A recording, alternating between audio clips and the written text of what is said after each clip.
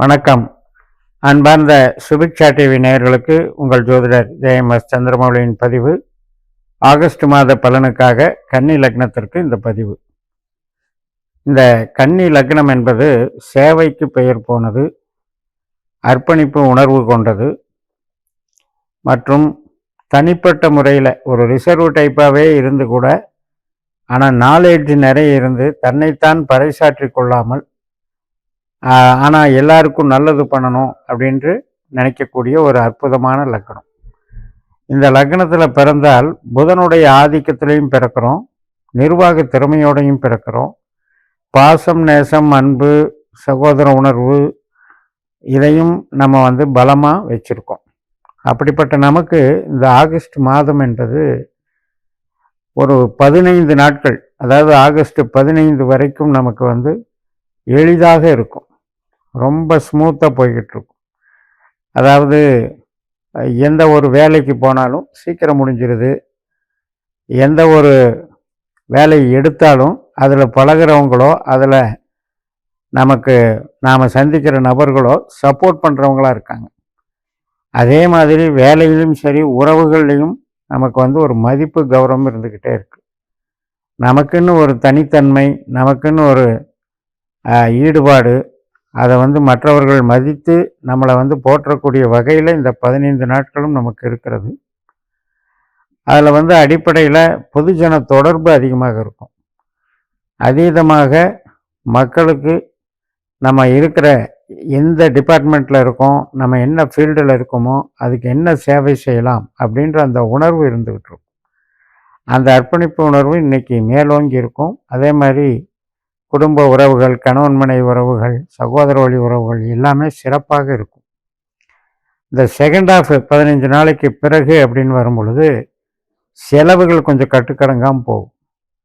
அதே மாதிரி அலைச்சல் அதிகமாக இருக்கும். இப்போ வேலையை செஞ்சோம்னா ஒரு வேலைக்கு 2 வேலை நடந்தோம்னா நமக்கு மனசும் மன உளைச்சலும் ஆகிடுது, உடம்பும் டயர்ட் ஆகிடுது. அது மாதிரியான அலைச்சல்கள் இருக்கு.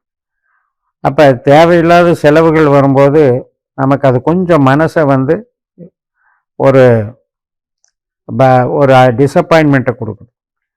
அதே மாதிரி மருத்துவ செலவுகள், தந்தை வழி மருத்துவ செலவுகள், நமக்கு உண்டான மருத்துவ செலவுகள், நாம் உடம்பு பலகீனமாகும் போது எல்லாமே. இப்போ குழந்தைகள் பார்த்திங்கன்னா சொன்னபடி கேட்காம இருக்கிறது, குழந்தைகளுடைய நலனுக்காக நாம் வருந்துவது, குழந்தைகள் சம்மந்தப்பட்ட நிகழ்வுகள் நமக்கு அதிருப்தியாக இருக்குது, இதை எப்படி சமாளிக்கிறது, அது சொன்னபடியும் கேட்கறது இல்லை, விமர்சனங்களும் அதிகமாக வருது. நம்ம குழந்தையை பற்றி மற்றவர்கள் விமர்சனம் பண்ணுறதுங்கும்போது அது எவ்வளோ பெரிய தாக்கத்தை ஏற்படுத்துது. அதே மாதிரி தான் முதல் 15 நாளில் கணவன் மனைவி உறவு நல்லா இருந்தது. இப்போ என்ன ஆகும்னா கொஞ்சம் கொஞ்சமாக ஒரு மாதிரி ஒரு சந்தேக உணர்வுகள், அதாவது எனக்கு என்ன பண்ணினீங்க அப்படின்னு ஒருத்தருக்கு ஒருத்தர் கேட்டுக்கிறது, உங்களால் எனக்கு என்ன நன்மைன்னு சிந்திக்கிறது, ரெண்டாவது அதிகமாக நமக்கு பலகீனப்படுத்துறது, நல்ல முறையில் நீங்கள் நடந்துக்கல அப்படின்னு நம்மளை விமர்சனம் பண்ணுறது. ஸோ இது மாதிரியான அமைப்புகள் இருக்கும். நமக்கு 2 பக்கமும் பிரச்சனையாக இருக்கும். அது வேலைக்கு போகிறவங்க ஆண்களாக இருந்தாலும் சரி, பெண்களாக இருந்தாலும் சரி, வேலை பார்க்குற இடத்துலையும் அலைச்சல் திருச்சலை கொடுத்துட்டு வீட்லேயும் இது மாதிரி மனப்போராட்டங்களை கொடுக்கும்போது, இப்போ ஒரு கூட்டு குடும்ப வாழ்க்கையில் இருக்காங்கன்னா அது ஒன்றுக்கு ஒன்று தேவையில்லாமல் அரசல் புரசலாக உரசல்கள் வந்துவிட்ரும். ஸோ அது மாதிரியான விஷயங்கள் இருக்கிறதுனால கொஞ்சம் நாம் நிதானத்தோடு கடைப்பிடிக்கணும். இந்த நிதானம் இல்லை அப்படின்னா என்ன ஆகுறதுன்னா, செவ்வாய் கிரகம் ஒரு முன்கோபத்தை தூண்டிக்கிட்டு இருக்கு. அந்த ஸ்ட்ரெஸ்ஸுனால நம்மளுடைய ஆக்டிவிட்டீஸு அக்ரெசிவ் நேச்சர் அதிகமாகிடும். ஸோ அதையெல்லாம் கொஞ்சம் நம்ம குறைச்சிக்கணும். நமக்கு அங்கீகாரம் கிடைக்கிறதெல்லாம் கிடைச்சிக்கிட்டு தான் இருக்கும், ஆனால் பார்த்திங்கன்னா மன நிம்மதி இருக்காது. முக்கியமாக அதுதானே தேவை, மன நிம்மதி தானே தேவை. அப்போ வெளியில் நல்ல பேர், ஆனால் வேலை செய்கிற இடத்துலையும் இங்கே வீட்லேயும் நமக்கு ஏன் இந்த மாதிரி நம்மளை இல்ட்ரீட் பண்ணுறாங்க. அதே மாதிரி நமக்கு ஆதாயம்ங்கிறது 2வது ஆஃப் ஆகஸ்ட் செகண்ட் ஆஃபில் குறைஞ்சிருது. அப்போ செலவுகள் அதிகமாகும் போது ஆதாயம் குறையும் போது பணத்தட்டுப்பாடுகள், கடன் பிரச்சனைகளால் அதை எப்படி சமாளிக்கிறதுங்கிறத சிந்தனைகள், மேலும் மேலும் கடன் வாங்க வேண்டிய சூழ்நிலைகள் இதையெல்லாம் ஏற்படுத்தக்கூடிய வகையில் இருக்குது. அதே போலத்தான் பூர்வீக சம்பந்தப்பட்ட காரியங்கள், தெய்வ அனுகூலங்கள் இதெல்லாம் ஒரு பக்கம் நீங்கள் போய் டெவலப் பண்ணிக்கணும். ஒரு குலதெய்வ கோயிலுக்கு போகிறது, அதே மாதிரி நமக்குன்னு பிரியப்பட்ட இஷ்ட தெய்வங்கள் இருக்கும், அங்கே போய் வழிபடுறது, அது மாதிரியெல்லாம் கொஞ்சம் டெவலப் பண்ணும்போது கொஞ்சம் இதிலேருந்து கொஞ்சம் ரிலீஃப் கிடைக்கும். மெயினாக இந்த மாதத்தில் உங்களுக்கு பெண் தெய்வம் காமாட்சி அம்மன், மீனாட்சி அம்மன், அங்காள பரமேஸ்வரி இது மாதிரியான பெண் தெய்வங்களுடைய கருணா கடாட்சம் நம்ம வேண்டிய வரம் கொடுக்குற அளவுக்கு பலம் அதிகமாக இருக்கிறது. அதனால் இந்த நமக்கு அடிப்படையில் வேலையில் எதிரிகள் இருப்பாங்க, மறைமுகமான எதிரிகள் இருப்பாங்க. இந்த தெய்வ பலத்தினால தான் அதையெல்லாம் ஜெயிக்க முடியும்.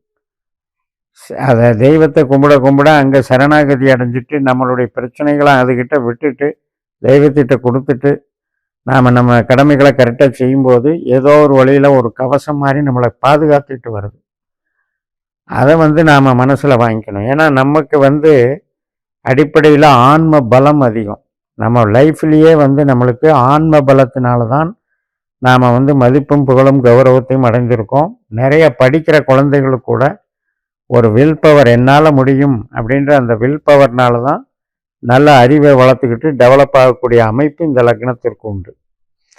அதனால் இப்போ எல்லா கிரகங்கள்லேயுமே நமக்கு ஒரு பண வருவாய், தொழில் வருவாய் இதையெல்லாம் கொடுக்கறது நமக்கு ராகுவும் குருவும் தான்.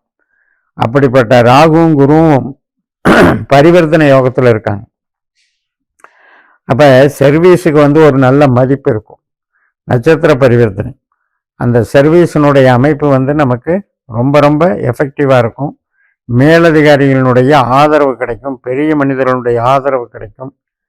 அந்த குருன்றவரை அது ஆன்மீக சம்பந்தப்பட்ட ஒரு நபர்கள் தான். அதனால் நாம் அந்த தெய்வ நம்பிக்கையை வைக்கும் பொழுது அது நம்மளை வில் பவரை இன்னும் கொஞ்சம் இன்க்ரீஸ் பண்ணி வளர்ச்சி பண்ணிட்டு போகுது.